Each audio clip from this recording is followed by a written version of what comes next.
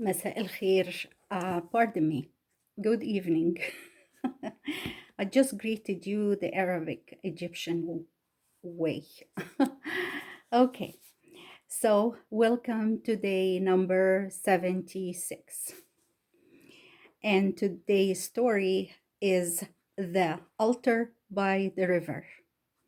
My name is Mary. When the war for the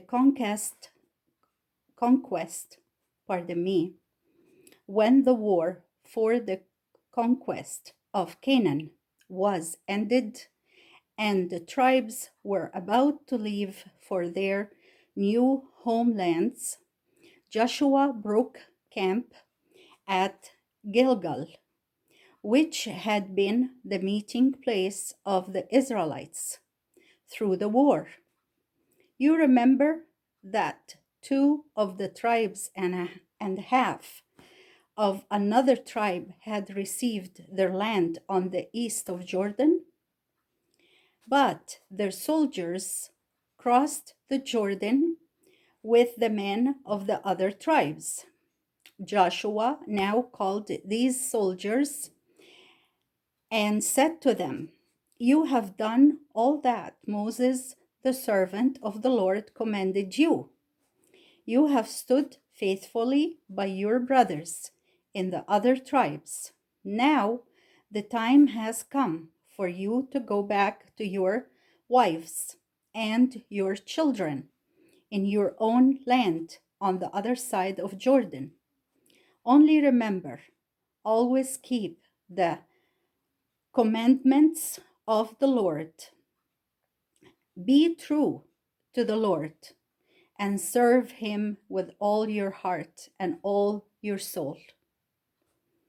Then Joshua gave them the blessing of the Lord and sent them away. They left Shiloh, where the tabernacle was standing, and came to the river Jordan. There, on a great rock, where it could be seen from far, they built a high altar of stone. Soon it was told among the tribes that the men of the two tribes and half tribe had built themselves an altar. God had commanded the people to have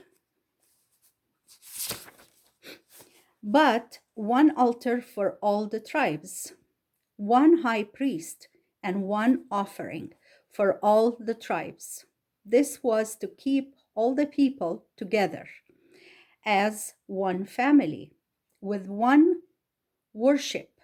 The people of Israel were greatly displeased when they found these tribes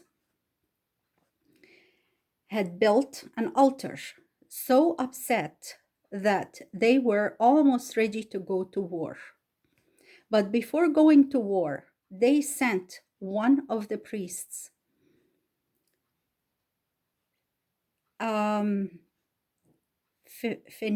Phinehas, and 10 princes of Israel, one from each tribe, to ask the men why they had built this altar. These men came to the men of Reuben and Gad and the half tribe of Manasseh and said to them, "What is this you have done, building for yourselves an altar? Do you mean to turn away from the Lord and set up your own gods? Do not rebel against God by building an altar while God's altar is standing at Shiloh." The men of the two tribes and a half answered, "The Lord knows we have not built this altar for the offering of sacrifices. We have built this altar so our children may see it standing on your side of the river and not on our side. Then we can say to them, 'Let that altar remind you that we are all one people. We and the tribes on the other side of Jordan.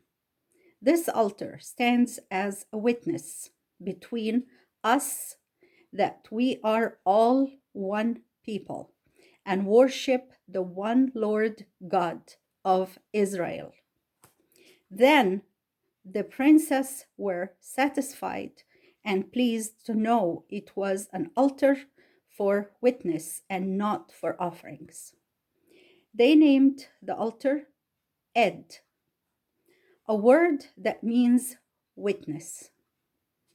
For they said, "It is a witness between us that the Lord is our God, the God of us all."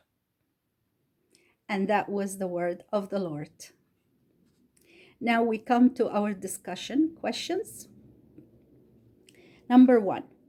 What did the men of the tribe and a half on the other side of the river do? One more time.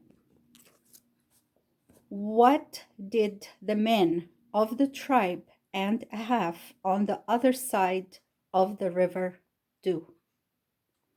Number 2. Why did the rest of the tribes feel this was wrong? Why did the rest of the tribes feel this was wrong? Number 3. Why had the men on the other side of the river build the altar? Why had the men on the other side of the river build the altar? Number 4. Did the other tribes understand when they told them this? Did the other tribes understand when they told them this? Number 5. What did they call the altar? What does that mean? Number 5 is 2 parts.